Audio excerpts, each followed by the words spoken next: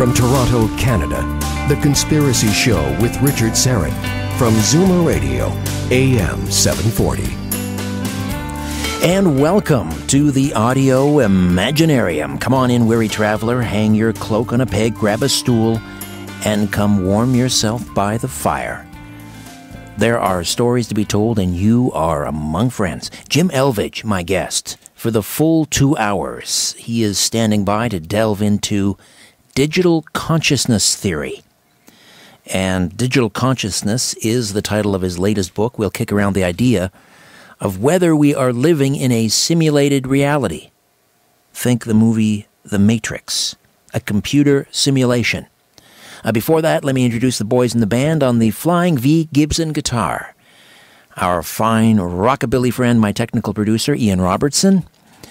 On the Rickenbacker bass guitar, and occasionally the theremin, my story producer, the very idiosyncratic, mysterious Albert Vinzel, and on the Hammond B3 live stream and YouTube channel producer, Ryan.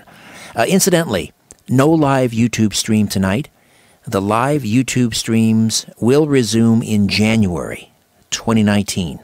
However, this radio transmission will be available on the YouTube channel in the next couple of days. And incidentally, we have renamed the YouTube channel. It's now called Strange Planet, after the website.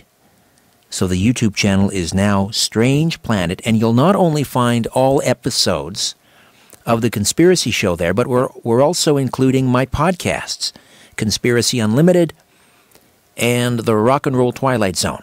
So again, the YouTube channel now called Strange Planet. And please, check it out. Don't forget to like, share, and hit that red sub button. We're trying to get to 15,000 subs as fast as we can. All right, hold on to your hats. We're about to explore a theory that may just explain the greatest mysteries known to man in one fell swoop. Who is God? What happens after we die? What the heck is quantum entanglement? Why did Dolly's braces disappear in the movie Moonraker? For all you James Bond fans out there, our reality is not what it appears to be. The latest physics experiments demonstrate that an objective reality doesn't exist. And no one truly knows what consciousness is or where the mind resides. Strange interconnectedness, anomalous events, and changing histories confound even the most open-minded of scientists. No single theory seems to be able to explain it all, until now. Author Jim Elvidge holds a master's degree in electrical engineering from Cornell University.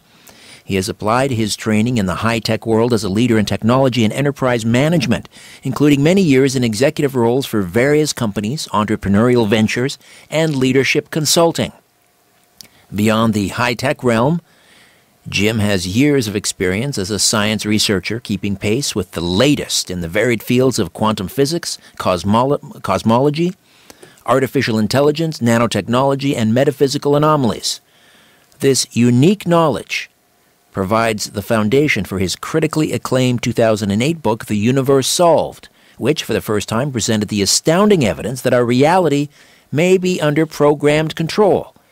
And now, nearly 10 years later, scientists, technologists, and futurists all over the world are jumping on the simulation bandwagon, speculating that our reality is a digital simulation. Jim's research and theory, however, has continued well beyond the simulation hypothesis and incorporated powerful ideas around consciousness, cultural synchronicities, quantum anomalies, and a true scientific foundation for digital consciousness theory. This true theory of everything is presented in his second book and highly anticipated Digital Consciousness. Jim Elvidge, climb on aboard. Welcome back to The Conspiracy Show. How are you, my friend? I'm great. Thank you very much, Richard. Really good to be back on the show and talking to you. And we're delighted to have you for the full 2 hours. Now, this idea of living in a computer simulation, a digital reality, you're always quick to point out this is not your theory. In fact, I mean, this goes back hundreds of years, I think even as far back as René Descartes. How could someone like Descartes living during the Renaissance be thinking about things like a simulated reality? Oh, sure. I mean, this goes back further than that, thousands of years. Plato's allegory of the cave and Eastern cultures, the concept of Maya, that reality is an illusion. So this is not a new idea that our reality is illusory in some way. It's just that now, people have taken the current computer, aspect of our society, and applied it in a different way. So I think Einstein once said there's maybe 5 new ideas every century or something like that. And, this is another one where, I'm standing on the shoulders of giants here. There have been people who have been talking about all of these kinds of things for many, many years. And I think one of the areas where, I might have added some clarity to it is the ability to connect the dots and to say, you know what, if we look at all of these strange experiences, these scientific experiments that don't make sense, these anomalous occurrences and things like that, maybe there's a thread there, and that thread does seem to be that our reality is virtual and it's digital, and our consciousness is separate from the brain. So if you put all those things together, you come to a conclusion that is really, really powerful in terms of how well it can explain things. So just take us back to your first book, The Universe Solved, and you explore different categories of evidence that our reality is virtual and programmatic, I think is the term you use. So let's just delve into some evidence that this reality is a simulation, and then we'll talk about what that actually means. Sure. So there are a lot of places that we can look. So one thing to think about is if there is something like a simulation, and it would imply that there's something programmatic underneath that. It's hard to imagine a simulation in a continuous world that isn't driven by some sort of logic in a bigger system. So, if you have that, if you accept that idea, then what you need to look for is whether or not there's evidence that deep down our reality is digital. And there's a great deal of evidence for that. In fact, there's no evidence that it's continuous other than it just seems to look that way. So one example is in the scientific world. Physics breaks down at a certain point. So we don't see, for example, Hawking radiation or other kinds of frequencies, high-energy neutrinos above a certain level. And when there's a formula in physics where frequency of something is inversely proportional to its wavelength. And the wavelength is going to have to do with, sort of the granularity of reality and how atoms are moving about, or subatomic particles, or whatever the constituents of reality are. The level that they're moving about is going to be inversely proportional to the frequency. So if the frequency has a limit and we don't see anything above that limit, that tells you that there has to be a limit to the discreteness of reality. So, well, what does that mean? Okay, so it's discrete. It doesn't necessarily mean that it's programmatic. But then when you look at things like, quantum entanglement or the observer effect in a lot of quantum experiments, it's hard to come up with any kind of solution that explains those without the idea that there's a programmatic nature to reality. So just as one example, Richard, I like to use this one because I think it kind of clarifies things pretty well. Imagine you're playing in a virtual reality video game, and you come across a building, and the building has a door, but it has no windows. It has no way to get into the door. There's a keyhole, but you don't have a key. Does the system being that game construct itself, does it have to create what's inside the building? No, it doesn't. It doesn't have to decorate it. It doesn't have to paint the walls. It doesn't have to do anything until somebody finds that key and opens the door. Right. It's like a Potemkin village. It's like a Potemkin village. Yeah, exactly. Right. There's just a storefront. You can't see inside, so there is no inside. Sure. And it would be inefficient for it to do so because you don't know if anybody's ever going to discover that key. We don't know if anybody's going to cut into a tree or examine the contents of a cup of coffee under a microscope. So what that means is if you're building a simulation to simulate a reality in this way, you're going to do it in an efficient way, which means that you're going to dynamically create the reality as it's needed. And that's exactly what seems to be happening in quantum experiments.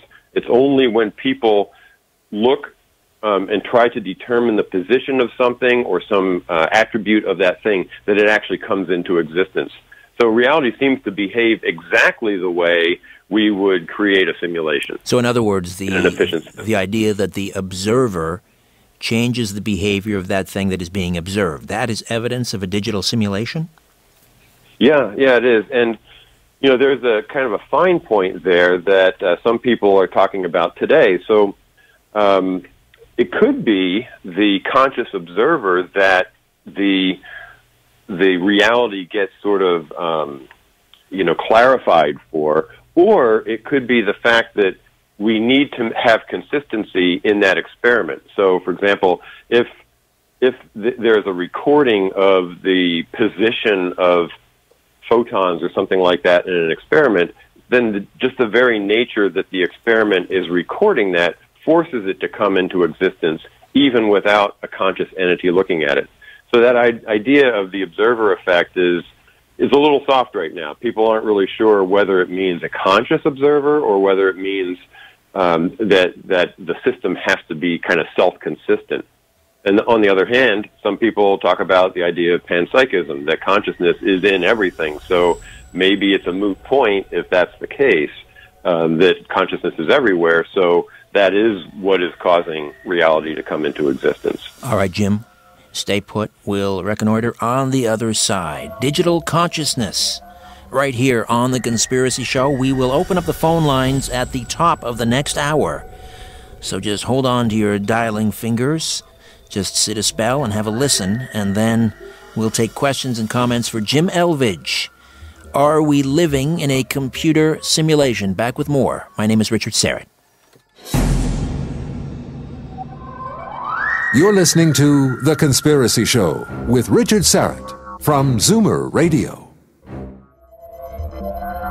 Where there's smoke, there's The Conspiracy Show with Richard Serrett from Zoomer Radio. Jim Elvidge is with us. The book is Digital Consciousness. Are we living in the Matrix? So when I think about dreaming, Jim, that's a type of simulation. How does that differ than what you're talking about, or does it? Yeah, that's good. Yeah, good question. So there's one thing about sort of our apparent view of reality. We sort of feel like we're in this physical world, and that when we dream, we drop into a different level, right? And I believe that isn't quite the case. I think that the deeper, more fundamental reality is a place where you can experience all kinds of things. So when you go into a dream state, you may be in that reality. So, for example, the difference between a dream and the physical reality then is the level of consensus.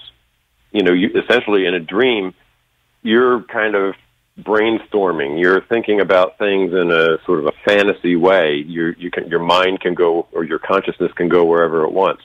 But in the physical reality, it can't quite, because it's constrained by the rules of our physical reality, the physics engine and the fact that other people are observing the same thing. So there's a difference in the reality that we appear to live in, and I believe that is the simulation of sorts that is within the bigger system. That simulation makes us feel like we're in a hard and fast physical reality, and the reason it does that is so that we take our learning seriously. I mean, imagine if we learned something from a dream, or we had an experience with a dream. We'd wake up and say, it was just a dream. I'm not going to take that seriously, right? But when you experience something, or an interpersonal interaction or a lesson you've learned or something like that in the apparent physical reality, you do take it seriously. Why do we take that seriously? Why do we think that's realer than a dream? I think it's because there's this level of consensus that other people experience pretty much the same thing we do, even though deep down we're all just having a subjective experience. All we're doing is taking, data in and processing it and interpreting it in different ways. And this has been shown in many experiments that people remember things differently, they see things differently. So really what we know we're having is a subjective experience. It's just that it's so close consensus, it feels real. And that's fundamentally really the only difference between dreams and apparent physical reality. All right, so there are roughly 7.6 cognitive souls on this planet. So consciousness, 7.5 billion conscious souls. What is consciousness then? Because if you can't simulate consciousness, then how could we be living in a simulated reality? Or is consciousness simulated? Yeah, and this is where we get into semantics, Richard. The idea of consciousness, somebody may argue with something because of what they believe the word consciousness means. And it's actually very difficult to describe some of these things without pictures or without a model to look at. And that's one of the things that I tried to do in the book, is make a very clear model that makes it obvious what we're talking about when we talk about the reality learning lab or the apparent virtual reality that we're in, and the deeper system, all that there is, and where our consciousness resides and things like that. So there's kind of a model for that. So I like to think of it this way. Think of all that exists being a big cloud of information. That big cloud of information, that's some physical construct that is outside of our understanding. When scientists look into a microscope or an electron microscope and they probe deeper in matter, they're only doing that in this one aspect of the program of the bigger system that has these rules to it. Outside of that, we have no idea what the reality is actually like. So, what's going on there? Well, I think that whole system is just a big mass of consciousness. And all we are is like a sub-cloud or a sub-piece of it. You have your piece. I have my piece. And 7.6 billion people have a piece of that consciousness, which kind of explains why the mystics and, ancient religions and spiritualism have often said we're all part of a whole, and yet we're individual as well. That's perfectly aligned with this model. So it's not just 7.6 billion instances of consciousness, because there's dogs and cats and mosquitoes and gnats and all these other things that scientists are slowly coming to the realization that, yes, dolphins are conscious. Yes, big apes are conscious. Yes, canines are conscious. In fact, pretty much everything that's living is conscious. Actually, everything that's living, plant life, is conscious. And, it goes on and on. Now, the sort of, if you can kind of visualize the size of the cloud may be related to the level of consciousness that you have. So a gnat may have a very tiny little cloud that's sort of filling in the spaces in the bigger system. So yeah, in that sense, we're all connected, and we are connected from that cloud of individuated consciousness to this reality learning lab, this virtual system that we're in that we call life. But when we disconnect from that, i.e. when we die, we go back to the original place, and then we reincarnate. And that's another aspect of this theory that I tend to believe in, because there's actual and a lot of strong anecdotal evidence for reincarnation. People who have experienced past lives and can identify things in those lives that they later on go and find actually exist, or individuals who had lived previously. Well, that certainly makes sense, because in most video games, we all have numerous lives, right? You can be, right. You're given so many lives. But back to consciousness for a moment, and the idea of cognition. There is this theory that it is computational. That I guess, now we're talking about artificial intelligence, and everything would be reduced to an algorithm, an incredibly complex, infinitely complex algorithm. How do you feel about this idea of computational consciousness? That it's just, if we're digital, we're a series of ones and zeros, why couldn't consciousness be an algorithm? Well, it is an algorithm. If you think about what an algorithm is, it's a logic flow, essentially. So our brains do work that way, and our consciousness appears to work that way. We go, if, then, else. If this happens, I'm going to do that, or whatever. So we build up the rules of our algorithm over the experiences of our lives. We learn how to, not touch a hot stove, for example. So it is algorithmic, but the real fundamental question, I think, is where is free will in this? Right. It's, you could say, okay, well, what's the difference then between an AI and a human that's also, the AI is also following an algorithm. And I think there's a fundamental difference there. The AI is part of this virtual reality learning lab that we're in, that we have constructed. But the fundamental consciousness that you and I have is actually out there at a different level.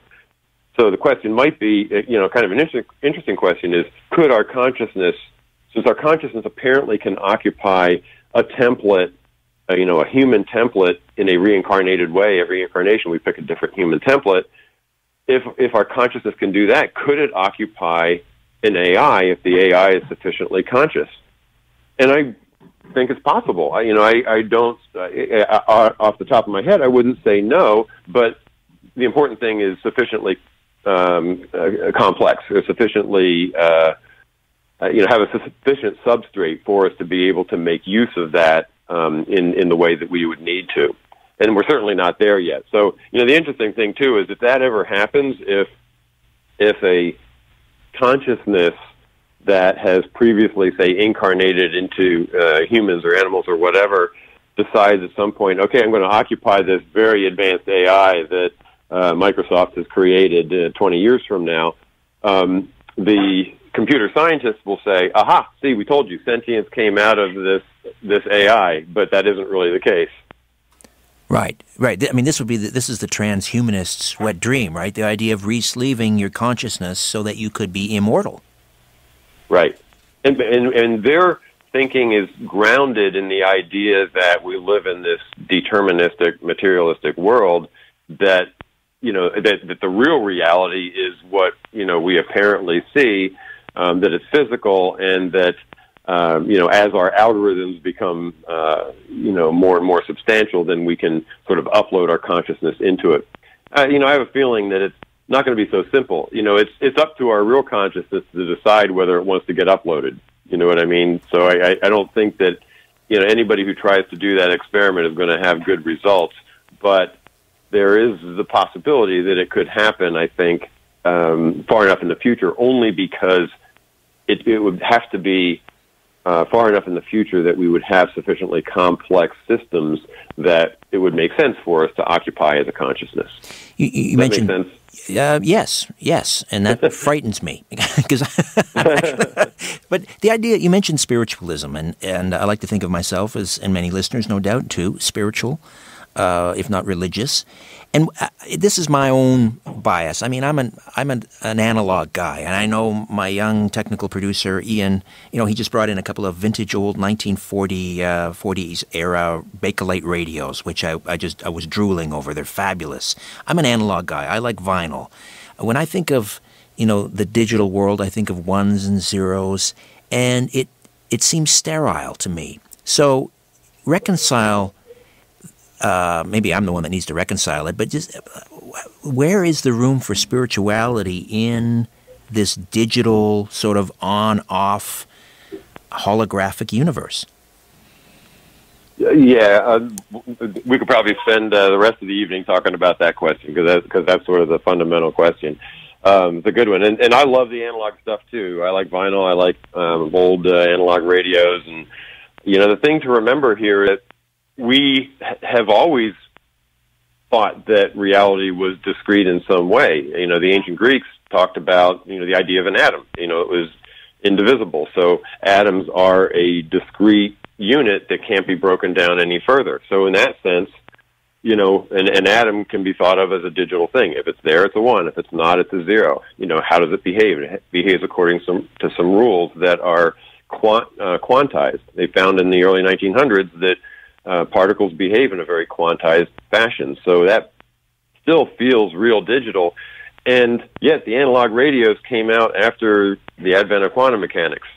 So deep down, we're talking about a construct that's probably not continuous, because it would, it require infinities, which is, a ridiculous notion at its core.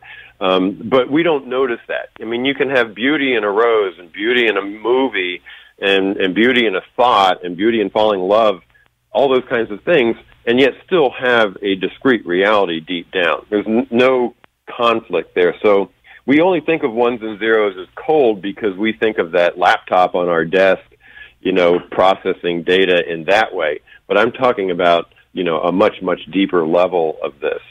And we really can't tell the difference until, other than the categories of evidence that I'm talking about. So where does this...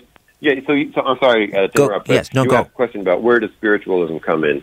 So the idea of, going somewhere when we die, having a purpose in life, that's not in conflict with the idea of a digital reality deep down at all. In fact, it's supported by that. The fact that you could play out a simulation, you could learn from that simulation, and then do another one, is very much in keeping with the idea of reincarnation or an afterlife and those kinds of things. So it's not a conflict if you think about it in that way. It's just that, the word digital, the idea of ones and zeros, it does seem cold and impersonal. But when you think about it further, we do have layers of reality that are apparently analog and then discrete under that, and analog and discrete under that. And what we see at the surface seems to be continuous. And that's really all that matters to our subjective experience. So this digital consciousness theory, you believe that this is really the theory of everything. It can explain everything, all known scientific, metaphysical anomalies, what we call the paranormal, what we discuss on this program, all that can fit neatly into the DCT box. Is that right? Yeah, I do believe so. In fact, I'm constantly coming across interesting experiments or papers that are written. Sorry about the noise. Is someone breaking in, Jim? Do we need to call the authorities? No, everything's okay. I came across one today where there was a study of multiple personality disorder. And there are a number of cases where the person who has a personality that is a blind person, they found that their visual cortex actually turns off. So it's sort of inactive during the time that personality is in their body, if you will. Now, this doesn't make any sense. How could a brain flip back and forth between having the visual cortex turned on and being, one normal personality, and then suddenly, deciding to turn it off? Nobody can consciously turn off their visual cortex. I'd never even thought of that. Right. And yet, that's perfectly explained by the digital consciousness idea of thinking of, these individuated consciousnesses out there separate from our body, and for some reason, they're time-slicing the use of the body. Don't know why, can't explain that, but this is a perfect mechanism for explaining how that happens. All right, when we come back, we need to discuss who or what is programming this digital simulation. Jim Elvidge here discussing digital consciousness for the full 2 hours. Back with more of The Conspiracy Show. My name is Richard Serrett. Do not go away. The truth is not out there. It's right here. The Conspiracy Show with Richard Serrett from Zoomer Radio. Welcome back, and we will open up the phone lines at the top of the hour. Questions and comments for Jim Elvidge, Digital Consciousness, his latest. So let's talk about who is behind, or what is behind this simulation. Who or what is programming it? I mean, a religious person would say, well, that's an easy one. We see intelligent design everywhere. It's God or some super consciousness, some super intelligence. What's the big whoop? What say you? Sure. Go ahead. Sorry, Richard. No. I'm just going to say. So, what are your thoughts on who's programming it? Yeah, and this is actually one of the areas where my recent book, has gone a lot further than the original book.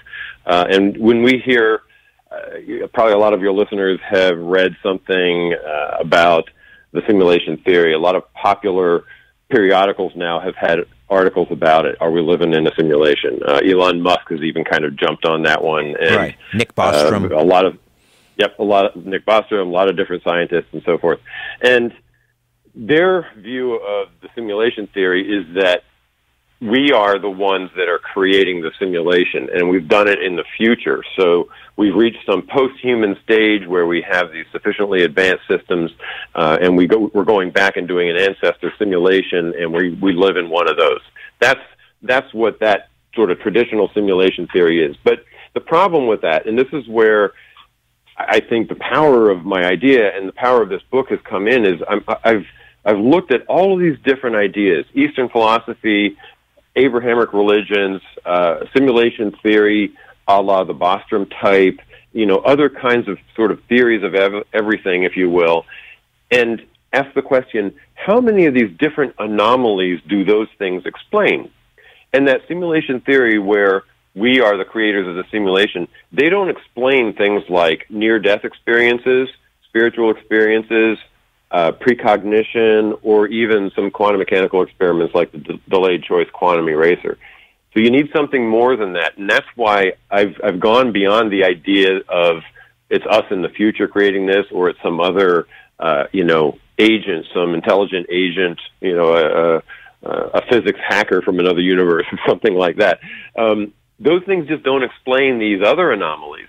The digital consciousness theory explains those, and what it is the bigger system that is all consciousness. I call it all that there is. It's self-evolving, so it's driven by sort of a process of continuous improvement. It's trying things, experimenting with them, and not doing it in any kind of maybe even well thought out way. You think of a system that when it tries something and it evolves in a positive way, it keeps going in that way. If it evolves in a negative way, it tries something different, and it continues in that loop, essentially. So it could be that the system, and it appears to be that, the system is doing this. Now, it's still possible that there's a higher level construct, but it's beyond the human consciousness construct that could have, created all this. So, for example, Abrahamic religions do make some sense out of a near-death experience and a spiritual experience, but they don't really have anything to say about precognition or why a delayed choice quantum eraser appears to be, backdating some data. However, the digital consciousness theory explains that really well. It has to backdate it because reality is being, generated. Wait a minute, I gotta circle back here. Quantum eraser, I love that. When you talk about a quantum eraser, are you talking about the Mandela effect, where I remember? No. Yeah, this is a different one. We should definitely talk about the Mandela effect too, because that's a great one that I include in the book. Okay, so what, pray tell, is a quantum eraser?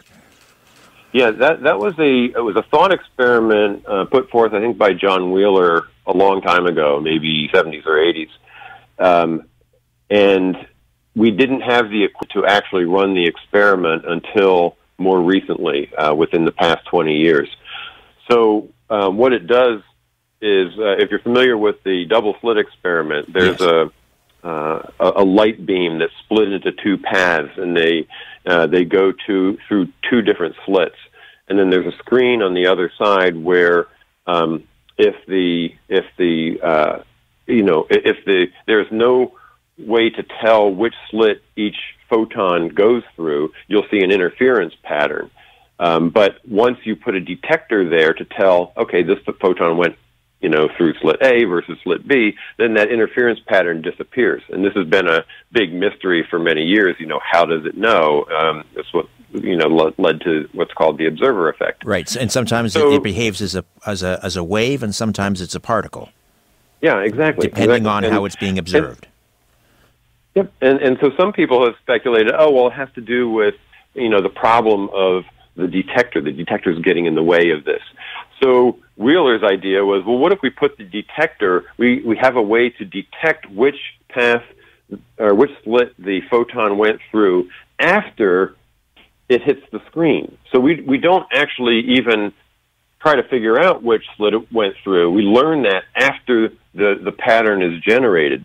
And still, it follows the rule that once we put that detector there after the screen, it collapses the wave function and the interference pattern goes away. So it's almost like, the pattern that you see on the screen, the state of it, whether it's an interference pattern or not an interference pattern, depends on something that happens later on. So it's a very counterintuitive thing. It's almost a non-causal idea. Something that happens later is influencing something in the past. So that's the delayed choice quantum eraser experiment. I forget when the first one was done, but each time that this experiment has been done, there are a number of loopholes that people are worried about, like, well, maybe there's some leakage, or maybe there's some communication that's less than the speed of light, or something like that. And one by one, they've been closing these loopholes. And I think it was about 3 years ago that all of these loopholes were closed simultaneously. So it's now impossible to have any other explanation for this other than the fact that there is something retrocausal, precognitive almost about this experiment. So that old saying that past is prologue is really true. Yeah, exactly. What does that mean about the nature of time in a digital universe? Well, there's two ways to look at time. There's the time that we experience in our virtual reality that seems to kind of, clock on, chunk after chunk. And then there's this time in the deeper reality where, people who have had near-death experiences or out-of-body or past lives or whatever, they report timelessness. I'm sure you've heard of this idea that there doesn't appear to be time. And I think, and this is a little bit of speculation, certainly, but it appears like what's going on there is that when you're in that space, you're able to sort of run these simulations. Your consciousness is able to do several things at once, and so time disappears. Time is a construct of our virtual reality that we live in, just the way the sync rate on your laptop screen is a construct of that computer, or the sync rate on a TV. That's driven by the time in that system. So our apparent, what we call our apparent physical reality, it has the notion of time, but there's something funny about it. As we look deeper and deeper, we find out that time isn't perfect. Things like this delayed choice quantum eraser, or precognition skills that some people actually seem to have, tell us there's something different about time, that it's not, exactly clocking along deterministically, cause and effect the way we think it is. We can speculate about why that is, and that's, really an interesting kind of philosophical area. But the science is showing that there is definitely something different than the, traditional view of time, for sure. Those of us who remember, watching videos, our VHS or our Betamax players, and you would have to, in real time, you would have to fast forward through a scene to get to the next scene. But in the digital universe, again, there is no linear time unless you choose to play something in linear time. You can access any moment on the DVD instantaneously. So is that really what the underlying this illusion of linear time? Is that what time is really like? There is no past, present, and future? So, and I think that's the deeper reality that we're talking about, that you are able to access different things. You're able to, say, play out different simulations. You've probably heard of people who have had these experiences where they're driving along and they have this, this sudden, strong feeling that they shouldn't make a right turn, and they don't make a right turn, and a train goes by, they would have gotten to an accident with, or you know what I mean, something like that. The skeptical view of this is, oh well, there's some subconscious data that they're receiving. They're hearing a sound, or they see something out of the corner of their eye, or whatever. But there have been enough cases where Sorry, Jim. My apologies. I ran over time there. Problem. I've got to. Sure. I've got to take a quick time out. We'll come back. I'm just so engrossed in this conversation. Ian, it's not my fault. We'll be back. More of The Conspiracy Show. Stay with us. When in doubt, blame the government. You're listening to The Conspiracy Show with Richard Syrett from Zoomer Radio. Jim Elvidge is with us for the full 2 hours. We will open up the phone lines at the top of the hour and take your questions and comments as we discuss living in a digital simulation. Now, where to go to next? We were sort of in the midst of a discussion, and I got so sort of carried away. I ran over the break time. But what we were discussing now? We were talking about the idea of looking ahead or running your own simulation. Right. And it reminded me of these cases where people have a real strong precognitive feeling about something. Like in some cases, it's impossible to say, they had some, sensory input that gave them an indication that this was going to happen. If you look at it logically, it's just impossible. And yet, these things do happen. So what could be going on here? Well, it's possible that your consciousness is playing a little simulation game. You say, well, what happens if I drive down this road? What happens if I leave a minute later? What happens if this? And, based on that simulation, in that simulation being sort of tapping into, what some people might call the Akashic record or whatever, and running the simulations, it may make a decision to do something. And that decision is the system telling you, wait, put on the brakes, or do something different. So it explains that. Nothing else can really explain that effect, but this idea of being able to run these kind of parallel simulations in a deeper reality does explain it very well. What about a glitch? I was watching Cranford on DVD last night, and I was right in the middle of a scene, and then all of a sudden, it skipped over a damaged area on the disc, and I thought, do I want to pop out the disc and rub some toothpaste on it? Because that does work, If you clean a DVD with some toothpaste, often, especially when you borrow them from the library, they get scratched and so forth. But anyway, why don't I, let's say, in this simulation, there is a glitch. Now, I'm not likely to see a pop-up ad. You are living in a simulation. Click here for more information. But are there glitches? Are people noticing glitches? Are these glitches explaining certain paranormal phenomena? Right. Okay, good. So let's talk about, again, the two different levels of reality. So there's the virtual reality that we're living in, this apparent physical, what we call our waking reality. And could there be a glitch there? There could be, but I think that if there is, it's designed into the system. Is there a glitch in the deeper reality? Probably not, because I would think that the system, having evolved to be, fundamentally better and better over time, is probably not going to have that kind of glitch. But the glitches that happen in our apparent physical reality, those are the ones that we care about, because those are the ones that we experience. And something, Mandela effect might be one of those, or some people, point to deja vu as one. So are they really glitches? Is it something going wrong? You have to ask the question, what does it mean to be wrong?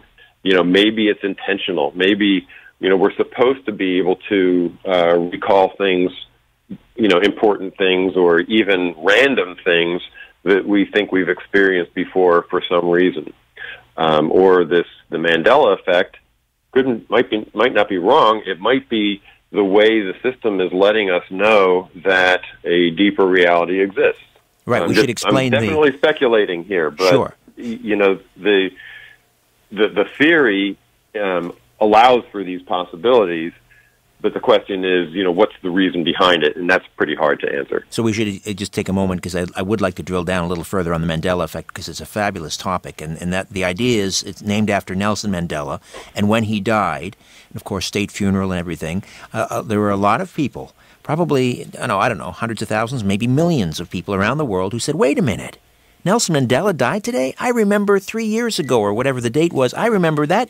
I remember him dying then.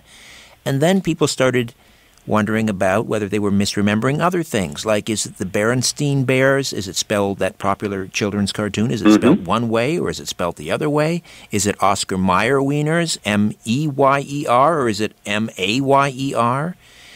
Does the F in Ford, as in the Ford Motor Company, have a little curly Q or not? J.C. Penney, is it spelled with an E at the end before the Y, and so on and so forth? Now people are wondering, wait a minute, I remember it one way, but everyone else remembers it another way. That's the Mandela effect. So the Mandela effect, you say, might be a way that the system is doing what exactly? Well, yeah, so let's talk a little bit about these. So memories are known to be fallible.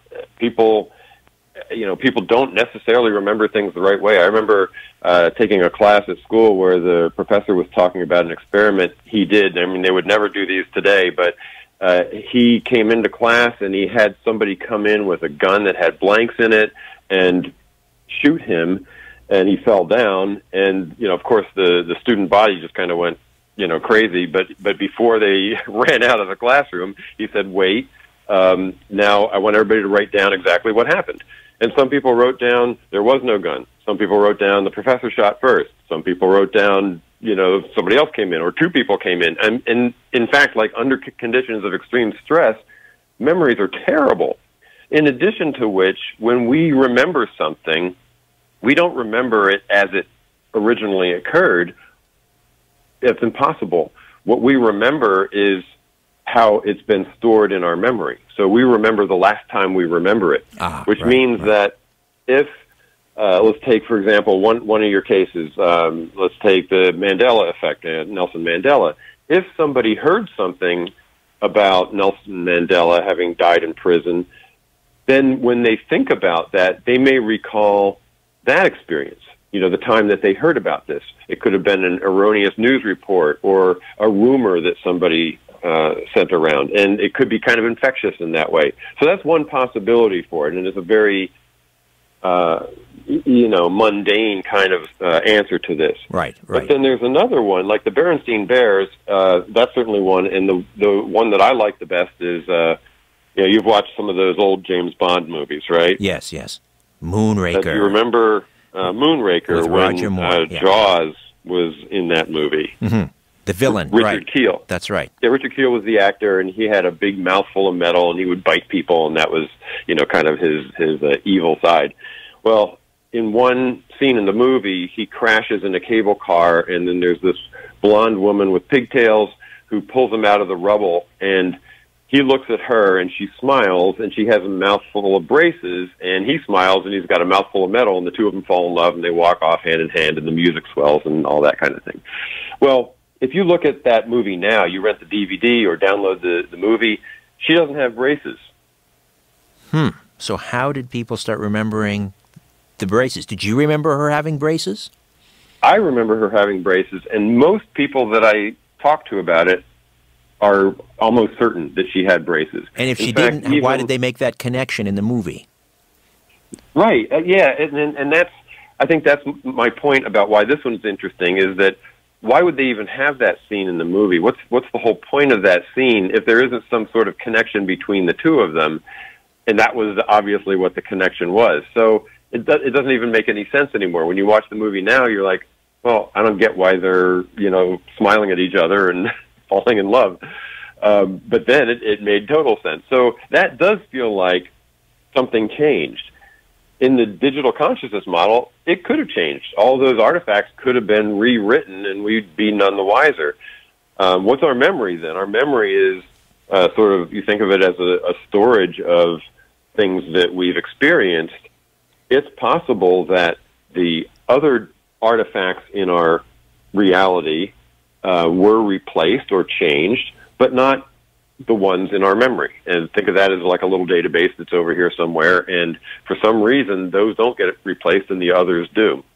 It explains the anomaly very clearly, but I can't tell you why that would happen. I'm just thinking that maybe it seems like there are a lot of things that happen that lead us to speculate about the deeper reality. And it's almost like the system, the big, more fundamental system, you might want to call it God, all that there is, whatever, wants us to question, wants us to evolve, wants us to think that we're not in a super deterministic reality where we're just kind of going along for the ride and don't have free will. So it's important in our learning experience that we have mysteries to solve and things to learn from and evolve from. And I think maybe that's all it is. Or is it possible, Jim, that it's all a clever deception? Not everything, but who is ever responsible for the simulation? The idea, that Alex Jones is sort of branded himself the prison planet, that we are living on a prison planet, which is sort of the Gnostic version. That we are trapped here on this prison planet. We are under the control of these. I believe they call them archons. And once in a while, some avatar, Jesus, Buddha, whomever, appears to mankind and says, "Wake up! Wake up! You're living in a simulation. This isn't real. Let me show you the path to truth." Maybe we can delve into that on the other side. Sure. Yeah. Great. We'll open up the phone lines as well. 416-360-0740, 416-360-0740, and toll-free from just about anywhere, 1-866-740-4740, 1-866-740-4740. Back with more of The Conspiracy Show. My name is Richard Serrett.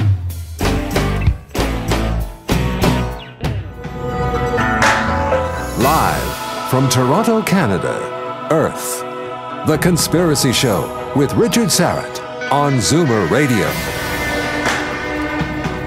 Hey, thanks for inviting me into your home. Long-haul truck, RV, camper, taxi, your parents' well-appointed rec room with the wood paneling, the shag carpeting, and the lava lamp, your loft, that greasy spoon just off the interstate, and your cabin in the woods. And a big howdo to all of you listening in on our flagship station, Zoomer Radio. 740 megahertz on the amplitude modulation band, 96.7 on the frequency modulation band here in Toronto, the Liberty Village neighborhood of Toronto. Hi to everyone checking us out on one of our affiliate stations across North America. Hi to those who listen and watch on the Strange Planet YouTube channel. Reminder once again, no live stream tonight. But the audio will be posted in the next few days. However and wherever you're listening, I bid thee the warmest of welcomes, and I thank you for your fine company. Jim Elvidge stays with us. Are we living in a computer simulation? The Matrix, and his new book, Digital Consciousness. How do we get a hold of the book, Jim? The book's available all over the place. So it's available on Amazon, Barnes & Noble, other online resellers. It may be in various stores, depending on whether or not they want to carry it, but certainly in those retail outlets like Waterstones or Barnes & Noble, you can go in and order it from them, that they have it in their database. There's a Kindle version, and there's a paperback version, and not a Kindle version, an ebook version, so the Kindle on Amazon and ebook on other places. So available everywhere. All right, terrific. Now, before the break, before the top of the hour, we were talking about what if we are living in the Matrix? Now, in the movie, of course, it's a deception, right? And to me, that movie is sort of parallels sort of the whole Gnostic tradition, that we are living on this prison planet. Occasionally, these avatars break through, come into our reality to wake us up. And the idea is that we are being manipulated on our energy, our emotions, and so forth, provide energy to the people that are running this simulation. In the Gnostic tradition, I believe they're called archons. I mean, maybe that's what's happening. What do you think of that philosophy? Well, I think one thing about this, Richard, is we need to talk a little bit about semantics. So when we talk about the word prison planet, believe it or not, I'm not going to disparage the idea. One person's prison is another person's utopia, perhaps. I've read some accounts of people who have had near-death experiences or out-of-body experiences where they've encountered entities that really want to have the human experience but never really got the chance to. In other words, the consciousness, the individuated consciousness that's out here, there may be some that aren't incarnating into a human experience, they're just doing something else in the purpose of raising the overall consciousness of all that there is. So, in a sense, for those of us who are constantly reincarnating, maybe it feels like a prison to some, and maybe while we're here, we think, well, I don't want to do that. I want to reach nirvana, and I want to, be one with God or something like that. Why do I have to keep on coming back here and doing, living this reality? But apparently, what happens is, in between lives, you realize, oh, I need to learn something else. I need to learn patience, or I need to learn, some other lesson. So I would really like to reincarnate. Now, once you're back in the system, you may think differently because of what you've chosen, but it's all a learning experience. I don't know if that makes sense. So what are the archons? What you mentioned Jesus or there's some spirit guides. There does seem to be some anecdotal data, some significant anecdotal data that people at times have a kind of a kick in the butt, like a religious experience or a spiritual experience where they realize they're doing something wrong, or they have to change things. And maybe that is another consciousness kind of injecting some, a little bit of force to push them in a certain direction. So, I don't dismiss the idea of, of these things, spirit guides or archons or whatever you want to call them. The question is only, what is their intent? And so I think some people have this idea that, oh, we're in a prison, there's evil malintent behind it, like in the Matrix movie. But again, there's not evidence to support that. The evidence seems to be counter to that. When people have a spiritual existence, it's a beautiful, wonderful, or a spiritual experience. It's a beautiful thing. It's even when you meditate, and I've reached a level of meditation before where, and I've since lost it. I'm not as good at meditating as I used to be. But in the past, as soon as I would start meditating, I would feel like this amazing connection to things and feel, really good. And so by and large, I'm just going to throw a number out there, 99% of those who have experienced the truer reality have experienced it in a positive way, not in a negative way. Oh, but now, there are some exceptions, but I think the exceptions have a lot to do with your expectations and maybe part of your learning process. But I guess that's the point of, for example, Jesus or Buddha coming here and trying to wake us up, is that we get that glimpse, that transcendental glimpse that is not rooted in this reality. It's through meditation or raising our consciousness, however you want to term or talk about it. That's the key to escaping this prison planet, and that overwhelming sense of peace is only to be found, by accessing these higher realms of consciousness, but not here on Earth. Does that make sense? Yeah. Yeah, it does. The idea that they're coming here to try to wake us up, again, I don't feel that there's any evidence for that. And when I say evidence, I'm talking about sort of anecdotal information from people who have had real experiences in a deeper level of reality, not people who are running, a radio show that just, think everything is evil behind it. Now, does evil exist? We'd have to examine the nature of that word. Free will exists. Do people do things to harm other people? Absolutely, because they have free will. Maybe they learn from that. Maybe in the life review at the end of their life, they feel the pain of having to do that. That seems to be the case. And so they do learn either through their experiences in this life or through their experience in reviewing this life. They learn to evolve their consciousness a little bit. So the fact that there's evil in the world doesn't prove that there's evil intent behind the reality. Right. It just says that we have free will and that we're put in a situation where we feel like we have to compete for resources. We have to compete for jobs, compete for food, compete for money, and all those things that drive us in that reality do drive a lot of evil doing. It drives a lot of wars. Imagine if there was infinite places to live. Would we need wars? No. The idea of wars has to do a lot with regions and living space, or you not believing what I believe and things like that. But if we realize that we are really all connected and that the true reality is a deeper reality, we'd realize there's no need for wars. Just getting back to the idea of reincarnation. So does the reincarnation philosophy, does that mesh best with the digital consciousness theory? Or why not, for example, you live once, you die, you're judged, and you'll have eternal life on another plane of existence? There doesn't seem to be any indication that happens. So there are a couple examples of there are a lot of examples. Ian Stevenson was one who did a lot of research. He researched thousands of cases of people feeling that they had a past life. And then psychologists like Brian Weiss and others have encountered patients who have experienced previous lives. Well, you could argue the skeptical person might argue that they're just fantasizing something or coming up with it, like they might in a dream.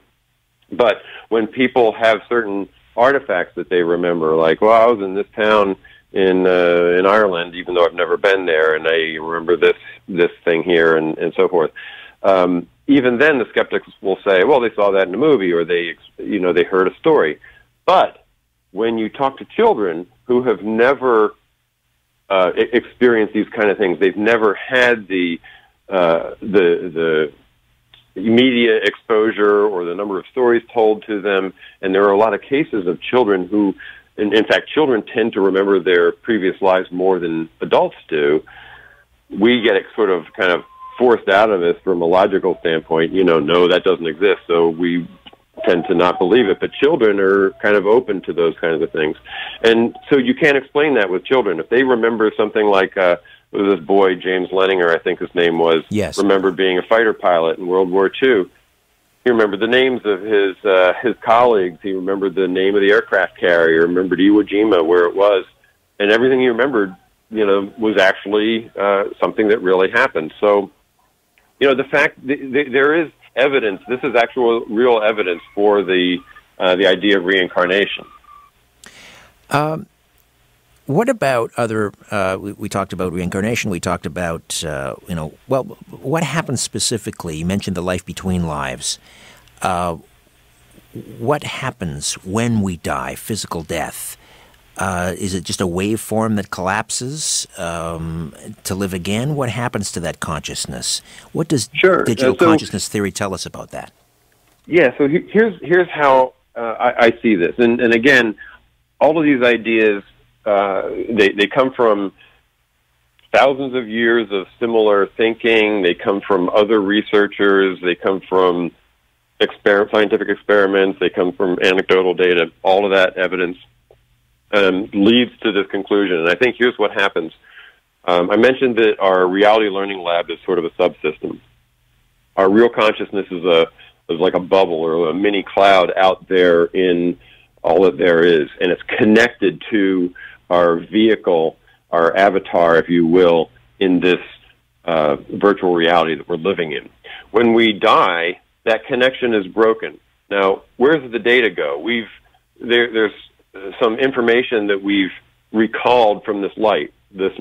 I think that's stored in what you might call an Akashic record. I think there's, probably evidence seems to support that everything that ever happened is stored somewhere. However, when we reincarnate, we don't normally get connected to that information. That's wiped clean. But we do retain the values and the learnings that we got from the previous time. So, you think about the connection is broken, we lose all of the mundane data about the previous life, and that's important because when we do reincarnate, we have to think that this is a physical reality because that's why we have That's what's going to drive us to believe in the learnings that we're getting. So that data is gone. But why do we perform differently in this life? Why do we have the nature that we have? That's because our soul, our consciousness, the values the things that we've learned, does retain as we go from life to life. So I think that's kind of what happens. Another example that this explains really well is the nature versus nurture argument. There are characteristics of people who are identical twins, so they have identical DNA, identical upbringing and environment at the same time. What would explain one person having a sexual orientation that's different from the other person, or having a proclivity to commit crimes and the other person doesn't? And we see this all the time. There are some things that seem to be genetic, and when you think about it, it's logical that they're genetic. But what explains these that are different? The answer is the fact that it's a different soul. All right, Jim, I got to take a time out. We'll pick this up on the other side. Jim Elvidge, Digital Consciousness, here on The Conspiracy Show. Stay with us. Take a look around. What do you really see? This is where you can tell all about it. The Conspiracy Show with Richard Sarrett on Zoomer Radio 40. Jim Elvidge stays with us. The book is Digital Consciousness, and we're discussing whether we may be living in a digital simulation, a computer simulation, like The Matrix. Now, you were talking about identical twins and nature versus nurture, and how differences may be explained by the fact that they are different souls, or just pick up where we left off there, Jim. Sure, yeah. So, it's a great area to discuss, Richard. People, I'm sure you've known people who say, "Gee, my kids are just so completely different from each other." From day one, as babies, they were different. It happens all the time, and so when they do these experiments, they'll test something like some attribute of somebody, a value, perhaps, honesty or something, and they'll do tests for identical twins and fraternal twins, or between strangers. So the difference in results between fraternal twins and identical twins will parse out, some of the genetic, some of the nature side of the connection. So they'll be able to determine, scientists have done this, they're able to determine, well, this particular kind of trait seems to be related to genetics, whereas this particular kind of trait seems to be more related to environment. But there are some traits that seem to be related to neither. And, so my argument there is that it's because we are different souls. We have a different soul history. We have a different history of all the incarnations that we've had, and therefore the learnings that we've had over the instances of those reincarnations. So as a result, we are going to behave differently. We will have different attributes and different values and things like that. So it makes sense to me in that way, but it's really hard to explain it when you have identical twins who differ drastically. And one common area that has been researched is, the proclivity for sexual orientation. There's some thinking that it's possible that your most recent incarnation was the opposite sex, so that's why you may have more of a tendency toward that orientation than others. That also makes sense, but it doesn't make sense without the idea of reincarnation. Right. Other paranormal activity that can be explained by this DCT, digital consciousness theory. So let's talk about, for example, ghosts. When you see a full-on apparition of someone who has been dead for 100 years and they're coming down the spiral staircase, and they come down that spiral staircase every Friday night at midnight wearing a top hat and, tails and so forth. How does DCT explain paranormal activity like that? Yeah, sure.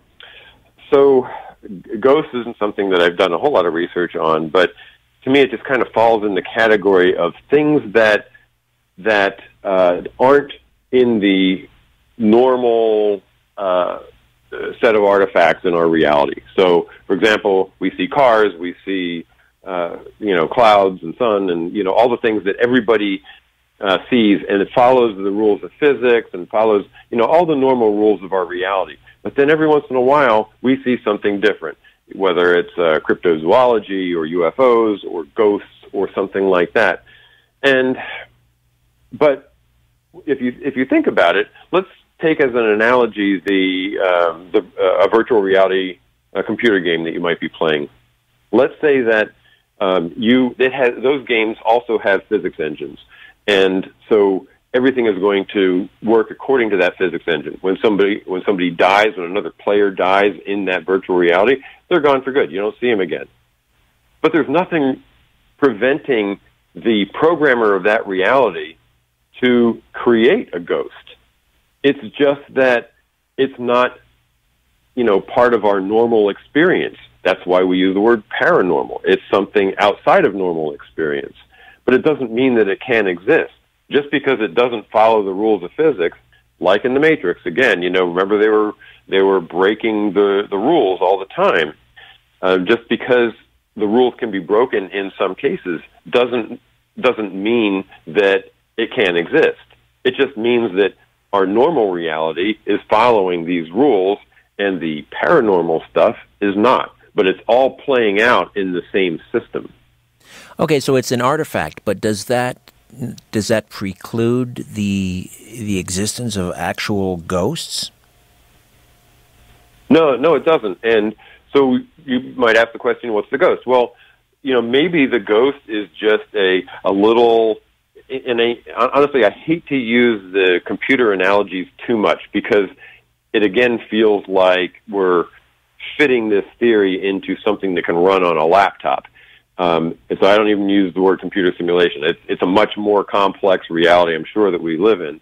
But keeping with that analogy, imagine that, somebody dies and there's a little instantiation of a program that says, we're going to take the likeness of that person, make them somewhat transparent to anybody who sees them, and put them in this house that they used to live in to appear every night at midnight. There's nothing difficult about programming that. It's a very simple thing to do if you think about it. So the fact that they exist kind of implies that we do have a programmatic nature to our reality. Who did it and why? That I can't say. I do kind of speculate about some things, but I'm trying to be pretty careful in the book and in my blogs and the things that I talk about to speculate too much. I want things to be grounded more in evidence, in sort of statistics and so forth than just speculation. But the speculation stuff is really fun too. And when I do approach something like that in the book or during an interview like this, I like to make it clear that we're just speculating at that point. What about the existence of hyperdimensions? Theoretical physicists talk about, I think, up to 12 hyperdimensions, or maybe they're on to even more now. Do hyperdimensions, are they problematic for a digital simulation? Because the existence of these hyperdimensions might, in fact, explain things like ghosts or encounters with UFOs and aliens. Yeah, and it's all, again, it's all semantics, I think. So there are a lot of ways to look at dimensions. What does it mean to be a different dimension? It just means that there's a different attribute that's being varied instead of the normal ones. So I could very easily program into a system simultaneous threads of reality going on at the same time. And some people might connect to one, and some people might connect to the other. Or maybe the thread in the, X+1 dimension is where the mysterious stuff, where the dark matter is, and where the ghosts are, and so forth. And it bleeds through into the other. Again, that's all very possible. So when we talk about dimensions, it's a real difficult thing to talk about because everybody uses that word dimension or multi-dimension differently. A mathematical person might use it in a mathematical way. There are things like 4-dimensional space, 5-dimensional space, and so forth. And you just, write equations to explain what's going on in these different dimensions in space. Somebody who's a physicist may talk about, especially if they're a quantum physicist, they might talk about something called Hilbert space, which is where the multi-dimensional or multi-worlds theory, the many worlds theory, comes into place. That's one of the solutions to some of the quantum mechanics anomalies, that every time something happens at a quantum level, actually both things happen and a whole new universe is forked off. But according to that theory, you can't go from one universe to the other. So if you believe in that, then you can't preclude, or that kind of precludes some of the spillover things that we talk about. String theory talks about physical dimensions, which is much like the mathematical dimensions. In the programmed reality, I could say every simulation is like a dimension.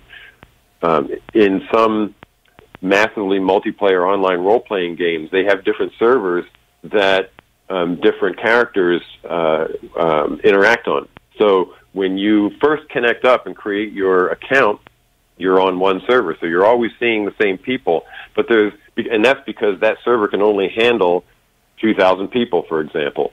It's not infinitely scalable, so they have different servers with different groups of people. You could think of each server as the server dimension, if you will. So running instances of processes and things like that could also be considered another dimension. All of this makes total sense in the digital consciousness world. And people that have had encounters, experiencers with aliens, people who believe they've been abducted by aliens, how could that be explained by digital consciousness theory? Yeah, that's just their subconscious or their subjective experience, Richard. So it's all we know for sure is what experiences we've had. These people are having an experience that seems to be different than what the average person has. It doesn't say they're not really having that experience. Now, there's certainly some people who are going to lie about things for one reason or another, but I think when you start to add up all of the evidence, all the corroborating evidence of for example, UFO sightings, you have to acknowledge that there's something else going on in there. And it's those things, those artifacts, those, the UFOs or the cryptids or whatever, those are falling into the category of, quote, non-normal experiences that aren't following the standard, rules engine that we have in our normal day-to-day life.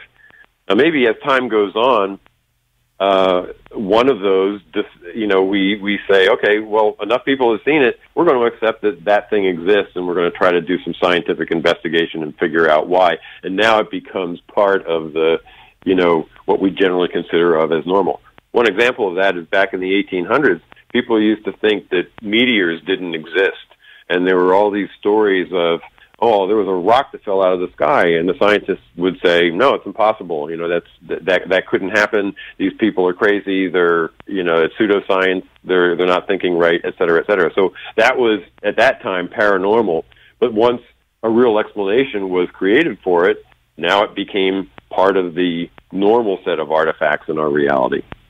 I mean, but there are rules, right? There are laws of physics, for example, or are there? Is it simply a case that anything goes as long as the programmers decide that that's what they want to program? It could be. Yeah, I think there are laws and rules that are pretty solid, and I say pretty because it's like this consensus spectrum.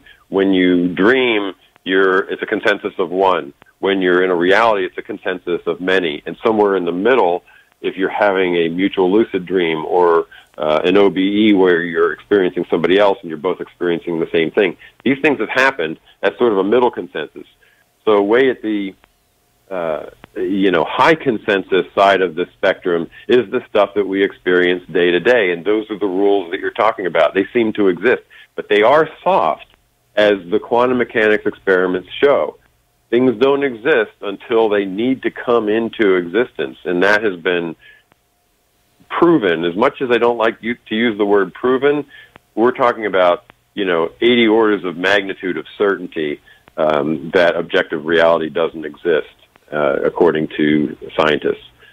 So that's a fundamental paradigm shift for most people, to realize that the thing that they feel like is most solid out there, that they trust, doesn't really exist as they think it does. It comes into existence when it needs to. All right, we'll take another take another time out and come back and discuss. Much to discuss. I'd like to know, when did this simulation begin? I mean, can we actually determine when we sort of went online? We'll also keep the phone lines open. If you have questions or comments, surely you must. 416-360-0740, toll free 1-866-740-4740. To see the light, call Richard now at 416-360-0740 or toll free at 1-866-740-4740. And we are back with Jim Elvidge. The book is Digital Consciousness, and we'll take a phone call. William is in Toronto. William, welcome aboard. I find what your guest says very interesting, and I can understand, comprehend what he's talking and relate to it. However, if people were to talk about this among themselves or to anyone else, they'd be considered mentally unstable the way things are in society today, and no one talks about it. Excellent point. Jim, what do you say to that? Yeah, I think it's true, and it's very unfortunate. I think there's this fear in society of something that upsets our sense of order or what we've ever learned. It's why people hold on to things so much. I think humans by nature are fear averse or change averse, and as a result, they think that anything outside of the norm is crazy. But a lot of great scientists over the years were considered crazy. Like you've heard of Ohm's law in electronics. Georg Ohm, when he developed his theory back in the 1800s, he was considered a scientific charlatan. He was, I think he lost his teaching job, and it wasn't until 30 years later that his idea was shown to be true. The same with the first person who thought that cave art was, as old as it was, 30,000 years old. And others over the year, Franz Zwicky, who developed the theory of dark matter in the 30s or 40s, was considered a nut. So anything that's different from the mainstream, unfortunately, is looked at that way. Now, I think there are definitely, unfortunately, there are some crazy ideas out there that don't have any scientific basis. And so those tend to poison the well for the rest of the ideas that are based on logic and science. And I'm trying in this book to be as scientific as possible. And I'm not saying this is pure science. It doesn't have to be pure science. It could be philosophy. I don't care what we call it. However, the criteria that people usually apply to science, testable, falsifiable, observable, predictable, repeatable, those kinds of things, there's an awful lot of scientific theories that don't meet those criteria. String theory doesn't. Many worlds theory doesn't. Actually, the Big Bang theory doesn't meet all of those. And my theory comes pretty close to meeting all of those. So, you could call it scientific or not scientific or whatever. It's kind of semantics, I suppose. And it is unfortunate that people do have a bias against things that are different. And I agree with your caller that that's the case. What changes if we are living in a digital simulation or we're not living in a digital simulation? How does that change our lives? Why does it matter? That's sort of the ultimate question, I think. You could say, so what? So what that we reincarnate, or that things are digital deep down, or that our consciousness is separate. But if you think about it, it really does change the way you may behave. So, for example, we spend all of this money on life extension. But if we realize there's an afterlife, then we don't need to spend all that money on life extension. We don't need to try to extend it beyond the point of its natural extension. In fact, spend that money on curing disease instead. Or just think about the whole idea of our purpose.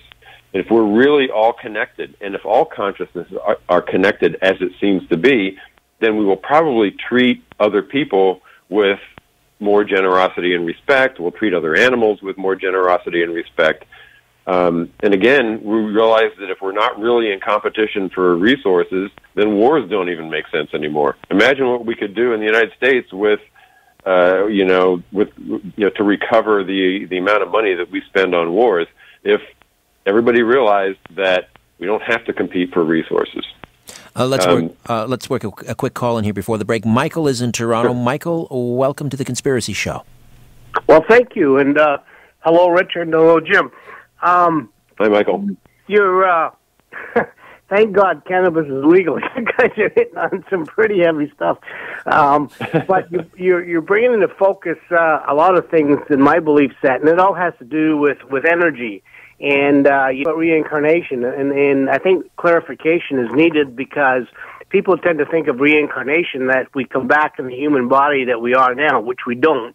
It's the energy that comes back in different forms, and you've hit so many things, and it's certainly I respect everybody's belief set, but it does get into an issue of the higher power and the belief as opposed to a lot of how man-made religions present the higher power, and it's just so interesting that. I just have to say one thing is that I recently had a heart condition, and in the end, my cardiologist, I didn't realize that the heart functions on electricity, and they actually give me, it was a small procedure, Sunnybrook Hospital, but the shock treatment brought my the heart's divided into four ventricles. It brought the one that was not functioning properly back functioning properly. And so energy and electricity, I mean, we just exist that way. Well, we are truly electrical beings, yes. Sure, and you use the word energy for what reincarnates, and I like that. And I think that kind of underlies why it's so important to agree on a lexicon. We talk about different words. If I say the word simulation, it's going to mean something completely different to almost everybody who's listening out there. If we use the word energy, it means something different. If we use the word soul, that probably means something different. Well, I kind of equate what... if you talk about soul, and you're a scientist, and I mean, it is proven that when the human body dies, that the soul, as we know it, which is energy, actually leaves the body, and they've measured it. And unfortunately, the previous gentleman brought up the point. I mean, I don't want to use the term your average individual, but it's a pretty heavy topic for most people to accept. All right, yeah, I agree. It is. All right, Michael, thank you for the call. Some great points. We'll take a time out, come back, take some more calls, and delve further into digital consciousness. My name is Richard Serrett. You're listening to The Conspiracy Show. Don't go away. Jim Elvidge stays with us, and one segment remains here. I'm not sure if it's Tibetan monks who believed in this idea of manifestations of the mind. They called them tulpas, and they could create, manifestations, for example, monsters and all sorts of hideous creatures and so forth. Is that sort of the idea of what we're talking about in a microcosm, that the simulation is really a manifestation of the collective mind? In a way. I think the manifestation of the tulpas, as you describe, is maybe an extreme form of that. But creating your own reality, if we realize that our reality is soft, as it appears to be, and again, as the physics experiments seem to show, then we are able to influence it. So the question is, could I influence it drastically? Could I convince myself that I can walk through a wall? Probably not. Can I convince myself that my cancer will go away? Maybe if it's just starting, I can't, because there's enough time for that convincing to work, the consciousness to have an effect. So there's been a lot written about the power of positive thinking and the power of visualization, the placebo effect, and things like this. These are real effects, and it's because our thinking, our consciousness, our intent actually does change what happens with us. We are a set of data, ultimately, a set of information in the form of consciousness, and we can mold that. It's obviously a lot easier to mold something that is information than it is to mold something that's really hard and physical. And I think we're also finding that matter is becoming less hard and physical as time goes on in terms of, the experiments that are done on the actual nature of it. So, there's also some good evidence for the group consciousness effect. There's been some studies at Para Research in Princeton and some other things that have shown a lot of people start having the same intent, the same thing. It's even more powerful to make a change than if it's just one person. Right. I think there was a study at Stanford University, or the Stanford Institute, rather, where individuals were able to, simply by concentrating, were able to change the pH level of a container of water. Yeah, that's a great one. And so how would mainstream science explain that? They really can't. But in the digital consciousness world, what is the pH? It's ions of certain type, more than one other form of ion. And if our intent and our consciousness can actually modify that reality, then it makes sense that we could have an influence on that. So there was another study, it was really interesting, also done at Princeton, where people noticed that during the commencement of Princeton University, on those 2 days, I think they had some events always on those 2 days, that the weather was anomalously good. It was unusual that it almost never rained. And so if you looked at the statistical significance of sunny days versus rainy days, on every other day in the summer, you had a much higher incidence of rain than these two. And it's because everybody's like hoping for that, wanting a perfect day for their commencement. And now is that a slam dunk case? Well, every one of these experiments has error bars. It has something called, chance. What's the word? Chance due to error. So, what's the probability that this is actually due to chance?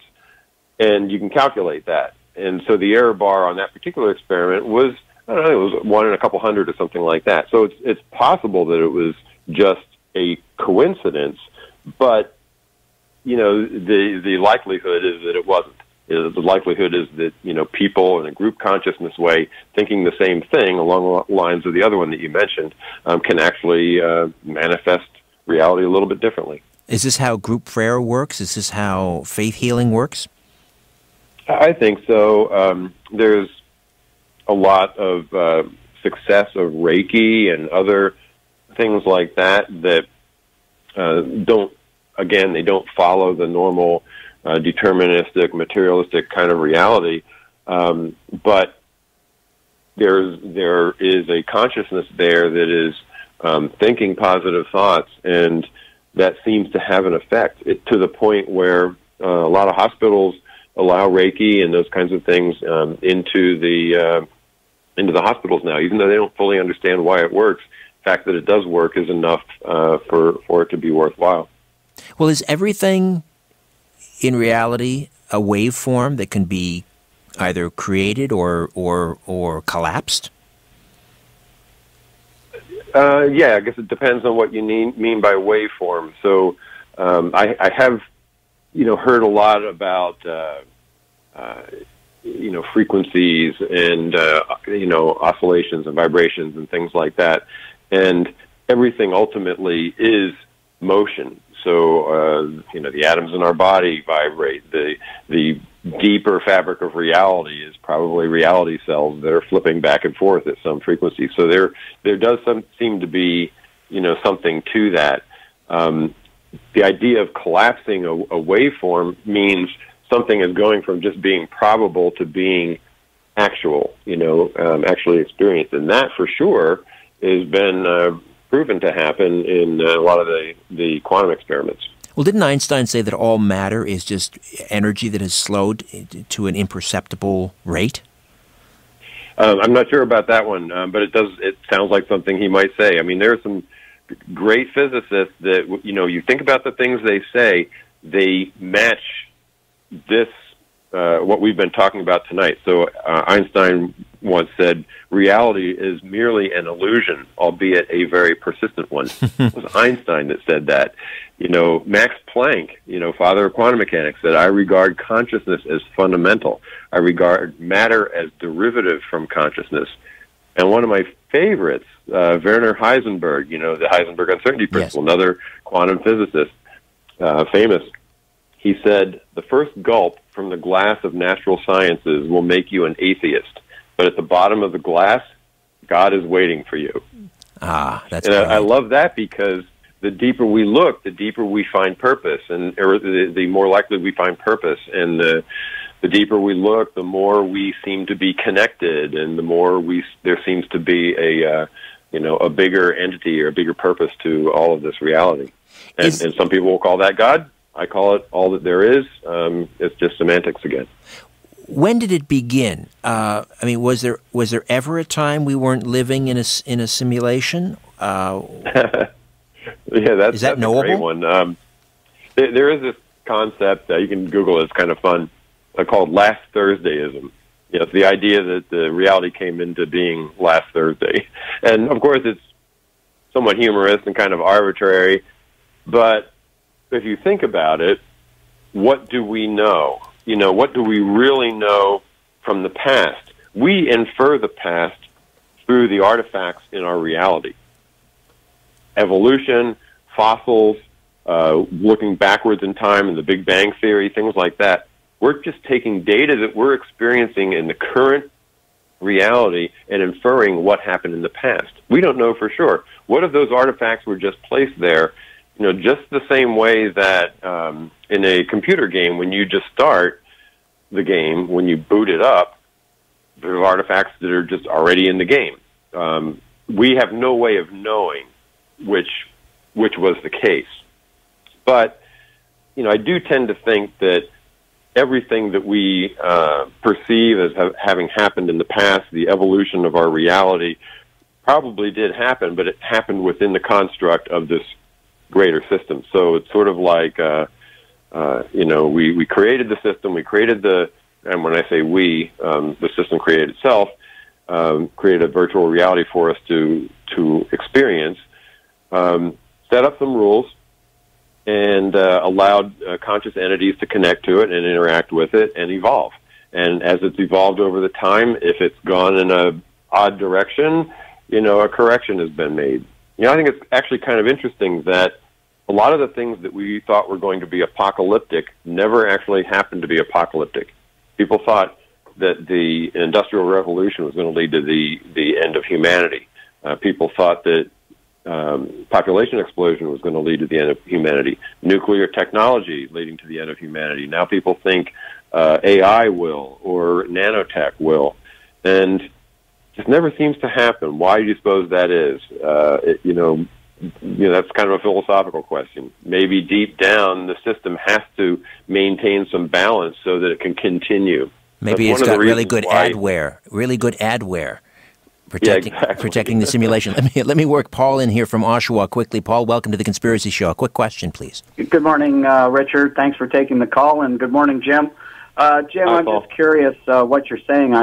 I do understand the line you're saying, and my question is, today with our technology and microwaves and other technologies exotic like CERN, could it be enhancing consciousness, or could it be corrupting it? Good question. I think consciousness is deeper than that. We're playing out things that we want to do. We have the free will to explore. I think that all the exploration that we do is probably evolving our consciousness at the end of the day. Is there a downside to it? Sure.